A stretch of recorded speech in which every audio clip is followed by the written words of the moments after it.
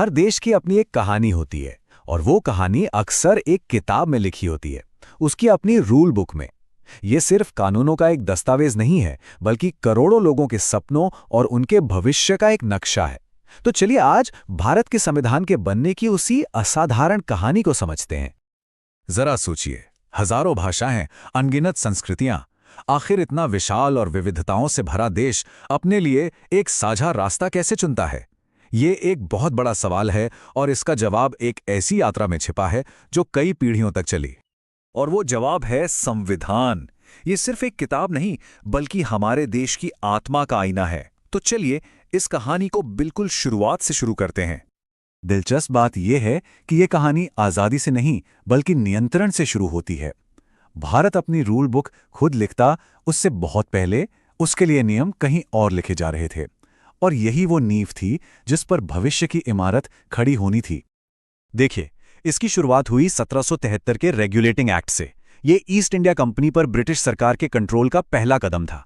फिर आया 1784 का पिट्स इंडिया एक्ट, जिसने इस कंट्रोल को और भी मजबूत कर दिया।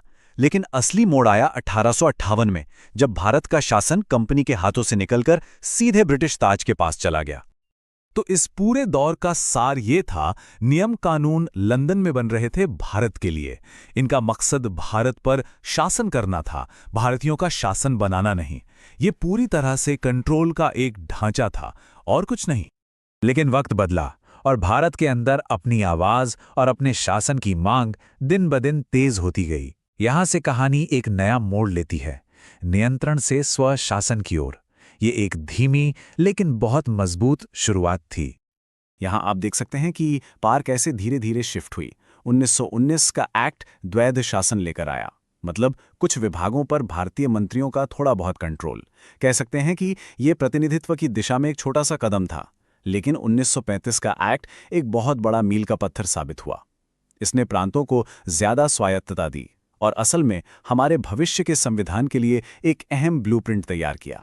और फिर वो ऐतिहासिक पल आया जब कलम आखिरकार भारतीयों के हाथ में थी। अब अपनी किस्मत किसी और को नहीं, बल्कि उन्हें खुद लिखनी थी। ये भारत के सबसे बड़े और सबसे मुश्किल सफर की शुरुआत थी। 2 साल, 11 महीने और 18 दिन। ये सिर्फ एक समय नहीं है, ये उस जबरदस्त मेहनत, हजारों घंटों की बहस और अटूट लगन का प्रतीक है जो दुनिया का सबसे लंबा लिखित संविधान बनाने में लगी।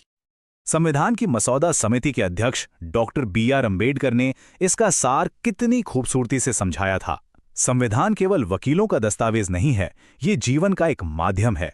मतलब लक्ष्य सिर्फ कानून बनाना नहीं था, बल्कि एक नए भारत के जीने का तरीका बनाना था। तो ये प्रक्रिया चली कैसे? बहुत ही व्यवस्थित तरीके से। 1946 में संविधान सभा बनी। फिर हर एक लॉज, हर एक अनुच्छेद पर लंबी लंबी बहसें हुई और आखिरकार 26 नवंबर 1949 को संविधान को अपना लिया गया और 26 जनवरी 1950 को इसे पूरी तरह से लागू कर दिया गया। और हाँ, यही वो 26 जनवरी का दिन है जिसे हम हर साल गणतंत्र दिवस के रूप में मनाते हैं। ये वही दिन था जब भारत सही मायनों में एक संप्रभु गणराज्य बना, एक ऐसा देश जिसकी रूल बुक उसकी अपनी थी। लेकिन कहानी यहां खत्म नहीं होती। भारत का संविधान सिर्फ इतिहास की किसी किताब में बंद एक दस्तावेज नहीं है। नहीं, ये एक जीवंत दस्तावेज है जो हमारे देश के साथ सांस लेता है और वक्त के साथ बढ़ता है। इस रूल बुक के 5 मजबूत स्तंभ हैं: संप्रभु, समाजवादी, पंथनिरपेक्ष, लोकतांत्रिक, गणराज्य।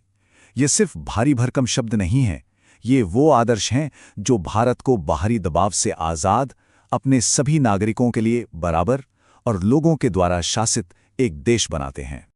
और सबसे कमाल की बात यह है कि इसे सिर्फ टिके रहने के लिए नहीं बनाया गया था, बल्कि इसे समय के साथ विकसित होने के लिए डिजाइन किया गया था। संविधान में संशोधन की जो प्रक्रिया है, वो इसे बदलते वक्त और समाज की जरूरतों के हिसाब से खुद को ढालने की ताकत देती है। तो आज 70 से भी ज्यादा साल बाद यह सोचने वाला सवाल है कि यह ऐतिहासिक दस्तावेज आज भी 1 अरब से ज्यादा लोगों की जिंदगी को कैसे आकार दे रहा है। यह एक ऐसा सवाल है जो हमें इसकी अहमियत और हमारे रोजमर्रा के जीवन पर इसके गहरे असर के बारे में सोचने पर मजबूर करता है।